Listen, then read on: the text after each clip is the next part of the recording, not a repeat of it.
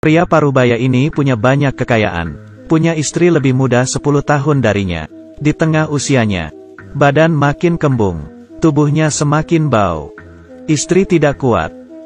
Malam itu, ia mulai beraksi. Ia ambil alat dan memukul suaminya. Satu pukulan belum cukup. Ia mulai pukul kedua ketiga. Suaminya tidak gerak lagi.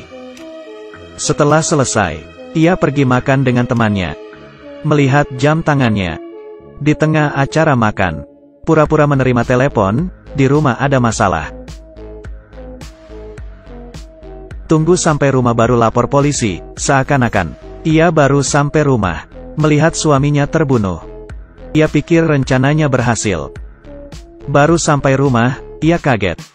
Tubuh suaminya tidak ada. Suaminya pura-pura mati. Ia masih tetap di sana. Saat ia sedang pikir, sebuah tangan dari belakang menyentuhnya. Buat ia kaget. Balik arah, ia kaget. Suaminya ada di sini. Suaminya pun menyapanya. Selain ada tempelan di kepalanya, ia juga sama sekali tidak ingat.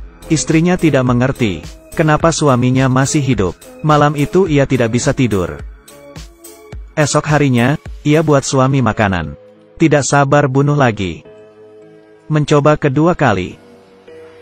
Ia ambil tali ke arah suami, mengikat lehernya.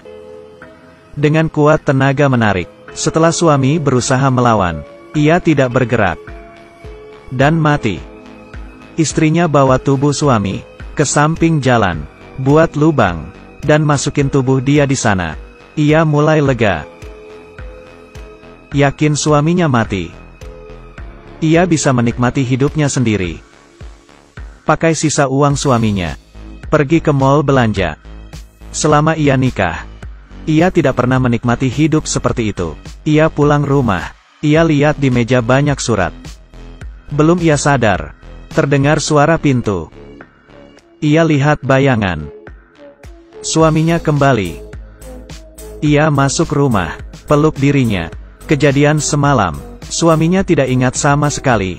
Ia pun terkejut heran.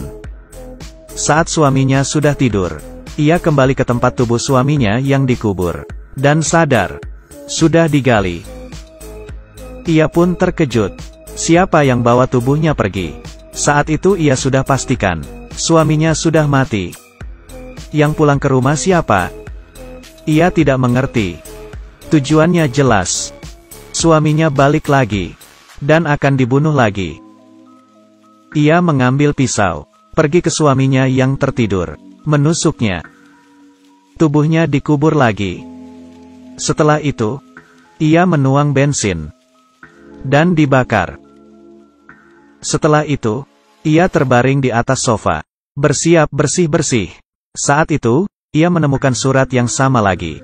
Ia melihat, ternyata suaminya pergi ke perusahaan Waylay. Beli asuransi. Dari alamat di surat, ia pergi ke sana. Pekerja yang menangani, menjelaskan kepadanya. Asuransi ini hanya untuk orang kaya. Menyimpan informasi DNA di perusahaan. Kalau pelanggan mati, perusahaan akan ambil jalan. Masukkan ke klon. Buat mereka hidup kembali. Tapi pelanggan akan lupa ingatan di beberapa waktu sebelum ia meninggal. Ini alasan kenapa suaminya hidup. Niat awal dari asuransi ini, untuk menghindari anggota keluarga tenggelam dalam kesedihan. Istri kaget dan mengingat. Saat dirinya nikah, suami berjanji seumur hidup akan jaga dia. Ia merasa bersalah. Ia merasa sangat egois. Ia tidak mau menghilangkan kesempatan. Akan menerima suaminya. Tidak berapa lama, suaminya kembali. Ia keluar memeluknya, ingin menjaga pernikahannya lagi. Di saat itu, suaminya dapat pesan SMS. Saat dibuka, ia melihat istrinya bersama pria lain. Ia pun marah. Tidak bisa memaafkan, istrinya selingkuh dengan pria lain. Tidak tahan, ia pun mencekek leher istrinya. Ia tidak bisa mengendalikannya, dan akhirnya istrinya terbunuh. Setelah bunuh istrinya, Ia pun stres. Tidak ingin hidup lagi. Ambil pisau dan bunuh diri. Tidak berapa lama, di pemakaman suami, istri jalan ke depan foto. Kasih setangkai bunga. Setelah berakhir, semua pengunjung pergi. Pekerja asuransi mencarinya, karena suaminya bunuh diri. Tidak ada dalam peraturan asuransi. Jadi suaminya tidak bisa hidup kembali. Mendengar itu, ia dengan tenang. Setelah tahu asuransi itu, ia buat rencana untuk mengakhiri suaminya. Ia sengaja jalan bersama pria, menyuruh orang foto dia.